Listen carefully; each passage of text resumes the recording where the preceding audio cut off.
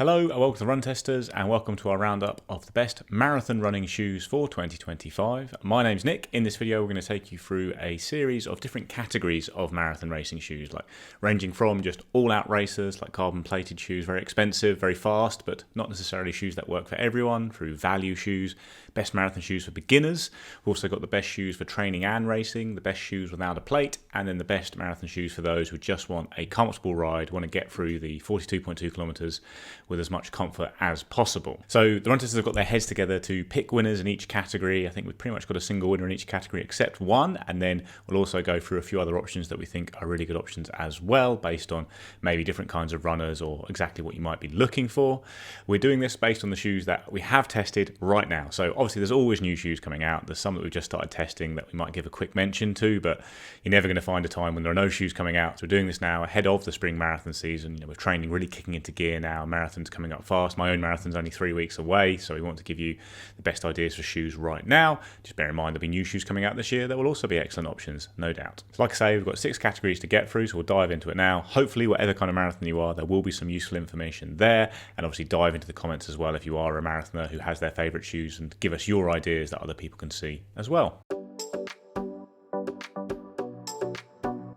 So our first category is the best carbon plate running shoes for the marathon. These are the best racing shoes in the world. These are what we use when we go out and try and set PBs, and in general they are the best option for that purpose, but they certainly have some drawbacks. They are not that durable, they're not that stable, they're very expensive, so they won't necessarily work for every runner, and there will be other options later in the video for those who want to run fast without splashing out on a shoe like this, but these are the shoes that we will go to if we want to set a PB, and they're the ones we recommend for doing just that in the marathon. Our top pick in this category is the shoe that 2 of us have got a marathon PB in. It's the Asics Metaspeed Sky Paris.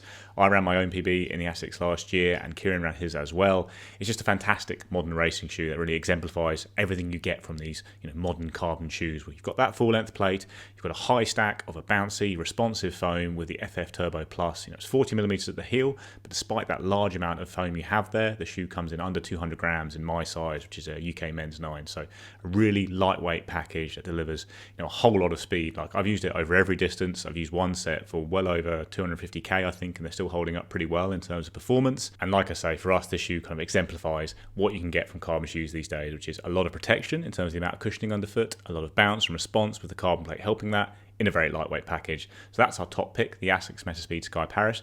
Edge Paris is also a very good shoe. It's the other carbon plate racing shoe from Asics, but we tend to prefer the Sky Paris. All of us do, so that's the one we're going to recommend. Now, there are obviously some other really good carbon plate racing shoes. One of them is the Hoka Cielo X1, which has been a huge favourite here on the channel, even though it's not the lightest shoe in the world. But what you get from the Hoka Cielo X1 is a really bouncy ride that's also quite stable and just a lot of fun, and it's been really durable. Like, I've got 350k on my pair, and they're still really good. They're a shoe I use a lot in training. They're a little too heavy for my taste to go and racing, but actually that weight is very much counteracted by the amount of bounce you get here. So we do think the Cielo X1 is a fantastic option for the marathon, maybe a little bit more democratic than the Asics in terms of being a bit more cushioned and comfortable, might work for a wider range of runners, really fast, really fun, expensive, but the Hoka Cielo X1 2.0 is just coming out, so the Cielo X1 might be in deals, and the 2.0 looks like quite a different shoe, like a much more aggressive shoe, less stable. It might be more to my taste, but actually the Cielo X1 might suit lots of other runners as well, so that's one to check out. We're also huge fans of the Puma Deviate Nitro Elite 3, which is the best value carbon plate racing shoe, especially here in the UK where it's under £200. You've got a big stack of foam in that, it's very lightweight, it's nice and responsive, snappy ride but comfortable over any distance. It's a shoe I've used a lot lately because it's got amazing grip as well, so if your marathon's likely to be on wet roads or even icy roads, it's the carbon shoe I'd go for. And while it's not necessarily quite as springy as something like the Cielo, or as maybe responsive as something like the Asics, it is really a top-class racing shoe that's on the level of those shoes in terms of pure performance, I'd say, and it might just suit your personal taste a little better. We've also picked out the Adidas Adios Pro 4. Only Kieran's tested this from us so far, so I can't talk about it too much, but from what he says, it sounds fantastic. Soft, bouncy, softer than previous models of the shoe. Really good for long distances. Just check out the fit a little bit, because I know Kieran had a little bit of trouble with it around his toenails, but certainly a very fast shoe. And finally, we couldn't leave this category without talking about the Nike Alphafly and Nike in general. Nike Alphafly 3 is the shoe that both the men's and women's world marathon records have been set in. That might be out of date by the time you see this video, to be fair. They're dropping like flies, these records. But it's a fantastic shoe. I think it's the best Alphafly yet. Tom disagrees, but I think it's the best Alphafly yet. Really fast transition from heel to toe. Still really bouncy and soft at the heel. You get that really characteristic spring of Nike's Zoom X foam with that full length plate over the Air Zoom pods on the forefoot that just give you a little bit more pop than you get from the Nike Vaporfly. So that's another fantastic racing option. Obviously, you can see the results from the elites. That's one to consider as well. But as I mentioned, our top overall pick here is the Asics Metaspeed Sky Paris. So whether you're a new runner or a beginner runner tackling your first marathon, we definitely do think there's a few things to look out for in a running shoe that's going to be a good fit for that marathon distance. The first thing for us would be value. Now, you don't have to spend hundreds of pounds on a new running shoe. There's plenty of good value options, as we'll talk about here.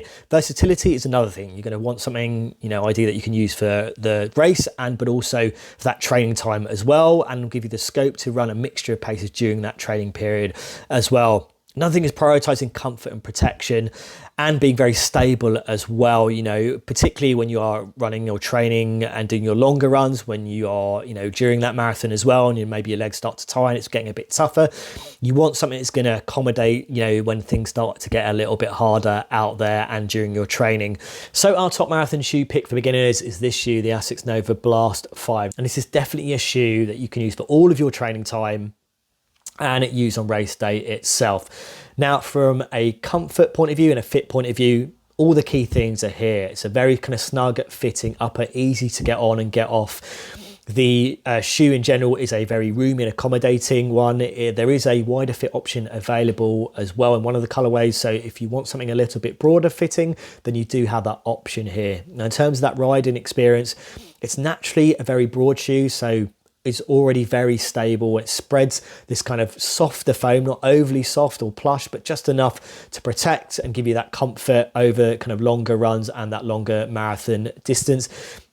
You've got a reduced heel bevel from the previous Nova Blast and a shoe that in general has a kind of very gentle, kind of mild rocker in it. So as a combination of all those things, just helps you to roll through and kind of tick through those running miles. It's going to be a great shoe for those long runs where you just want something that's going to roll through very nicely. It's going to be similarly something on race day as well that's going to just feel very comfortable, very stable and very balanced when you are tackling that marathon distance. You've got an outsole here as well that's got just enough rubber to maybe allow you to run some slightly lighter trails as well and give you a good level of durability and grip as well too.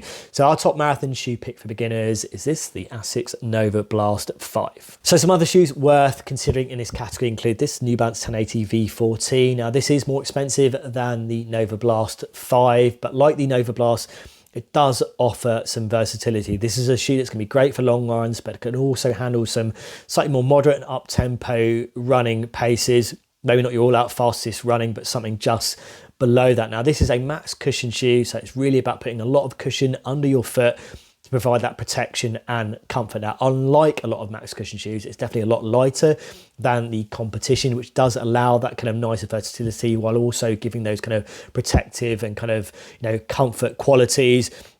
The ride is very good as well. You've got a kind of a gentle, mild rocker in there as well. And coupled with that weight, it just helps, again, like the Nova Blast, to kind of tick you through that running time. And it's going to be a great shoe if you really want to kind of maintain your pace over that marathon distance and you've got something on your feet that's going to be very controlled, stable, and very comfortable. And it's going to be very protective. So that's one shoe to consider here in this category, and that's the New Balance 1080 V14. Another shoe worth mentioning here is the Brooks Ghost 16. Now this sits at the same price as the Nova Blast 5, and while it doesn't have the same memorable ride as the Nova Blast 5 or the 1080 V14, it still has all the qualities of a good marathon shoe for beginners. You're getting plenty of width fit options here, more than most other brands, including the brands that we've mentioned already. You're getting a upper that is really comfortable, very well padded and very snug fitting from kind of heel collar down to the midfoot and the toe box as well. You're getting an outsole that has plenty of rubber, so you're going to get a good life out of this shoe, and it really adds to the more kind of stable feel that you're getting from the Brooks Ghost 16. Now you're getting a change in that midsole foam and midsole makeup from the previous Ghost. You've got that DNA Loft V3 there, which isn't, massively lively, but what it does do, it gives you enough in terms of protection, in terms of comfort, and creates something that's very smooth and consistent. And, we talked about that stable kind of nature of a shoe for kind of training and for marathon day, and that this is a shoe that really kind of, stands out on that front. So the Brooks Go 16 is one worth checking out as well too. And it's also worth mentioning the Saucony Ride 18, which sits at the same price as the Nova Blast 5 and the Brooks Go 16. And like the Nova Blast 5 and the 1080 V14, there's definitely a little bit more versatility about the Ride 18. If you want something that can handle slightly more up-tempo running or feel more comfortable at those paces, then this is definitely a shoe that can do that. From a fit point of view, it's naturally, again, a very roomy, accommodating shoe, particularly in that toe box area, and you do have a wider fit option available here. And from a ride point of view, you're getting Saucony's Power Run Plus cushioning, which is soft, but not overly soft, and definitely has a more responsive edge to it, which allows you to run, I think, a little bit more up-tempo in it, and you're getting an outsole which is offering enough rubber to give you that kind of good, strong kind of grip and give you that good traction and give you good life out of the shoe and ensure it can handle all of your training and that race day as well, and adds to that kind of inherently more stable, kind of smooth, kind of comfortable feeling you're going to get from this shoe. You've got the Saucony Ride 18, another option there. The Nova Blast 5 being our top pick, but also worth looking at the New Balance 1080 V14, the Brooks Go 16 and the Saucony Ride 18. Not everyone who is running a marathon is looking to get a really fast time. Not everyone's trying to get a sub 3 marathon time, which means that you probably don't need to get a carbon plate race shoe that's really, really expensive if your aim is to cross the finish line in comfort, and to run consistently for the run, and just to have a nice time on the day. There's loads of shoes that are good for this, but the one that's cropped up the most in discussions that we've had is the Brooks Glycerin Max. Now, the reason this shoe is so good is Brooks generally makes shoes that are fairly stable, but the Brooks Glycerin Max has this really big stack of midsole foam in it as well, so it's really, really cushioned and comfortable to run in. But it's also got a nice turnover in it as well. It's a shoe that I use a lot for marathon, or I did use a lot for marathon training before Valencia Marathon when I was doing longer sessions and I wanted a shoe that was comfortable. I could go and do a 30-kilometer run and feel like my legs were fresh at the end, but also it feel like it was helping me just to maintain a nice consistent pace for the duration of that run. And the Glycerin Max is a great shoe for that. It's not the softest shoe in the world, so it doesn't sap your energy. It's got a nice bit of responsiveness. It's got a lovely smooth transition, and it has a bit of stability in it as well. So if you're looking for a shoe to do a comfortable marathon in, it is a great option. It is quite a pricey one though, so it's probably a shoe that you'll pick up if you're going to do all of your training and racing in the same shoe. So you probably wouldn't buy this as well as loads of other shoes as well. Another option that's cropped up in our list that's worth looking at is the Saucony Hurricane 24. Now, similar to the Brooks Glycerin Max, it's a very stable shoe. It's actually a shoe designed for stability, but it doesn't ride like that. If you don't need stability, it's still a great shoe. It's really comfortable. It's got a lovely, smooth transition in it. The midsole is nicely balanced. It's not too soft, but it's also not really firm either. And it's just an all-round fantastic, really solid shoe if you're just looking for something that ticks all the boxes really.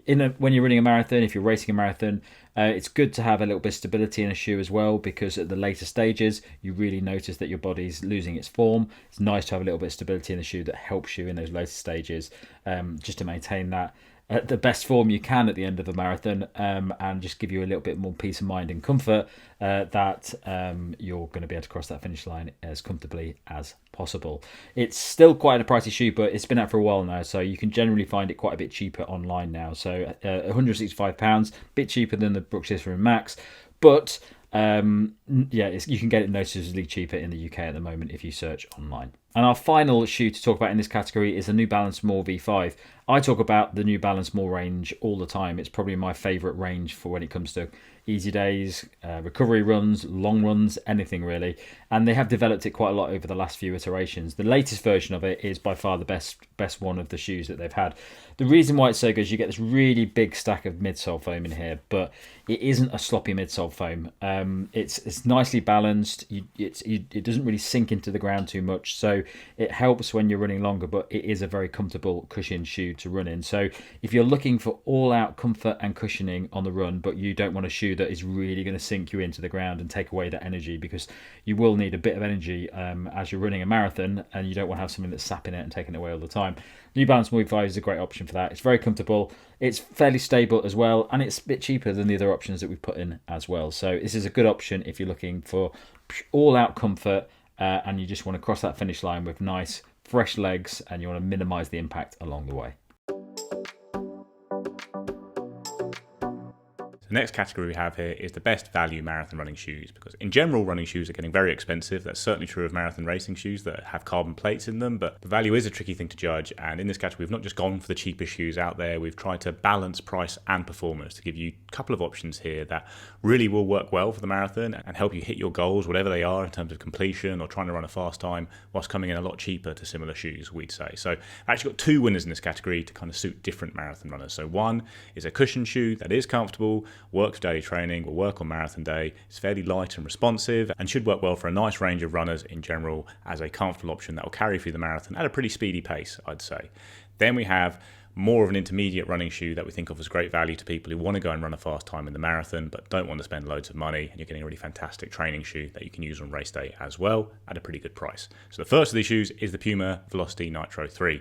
One of our favourite shoes on the channel. We talk about it a lot, especially when it comes to value, because it is really good value compared to other running shoes and nearly always in sales. You could even look at the Velocity Nitro 2 if you see that in the sale, because they are quite similar all round.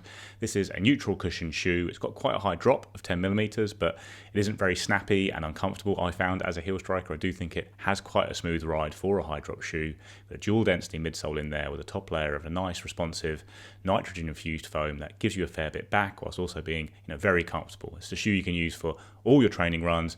Really will rack up the miles, and you've got a great outsole in it for durability and grip, and it has enough speed there to carry around the marathon in both enough comfort but also give you the chance to kick on a bit if you are sensing that you want to try and run a bit faster and deliver your best performance. So that's the Puma Velocity Nitro 3, a fantastic value shoe for sure. And then for a faster, really good value shoe that can help you perform in the marathon, we've gone for the Adidas Adizero Evo SL.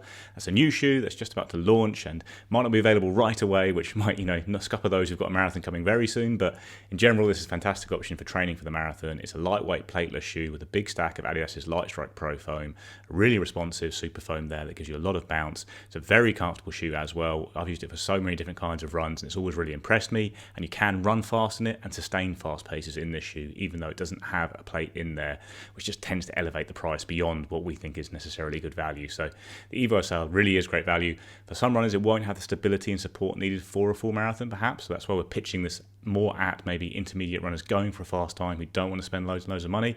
And the Evo SL is certainly great value, like it's £130 in the UK. That price is so much cheaper than super trainers of plates or even other super trainers that have great foams in the midsole like the Super Blast. So do think it's great value and a really good option for runners going for that fast time. One other shoe we'd mention here as a kind of a general runner-up is the Asics Nova Blast 5, which we can talk about a few times in this video.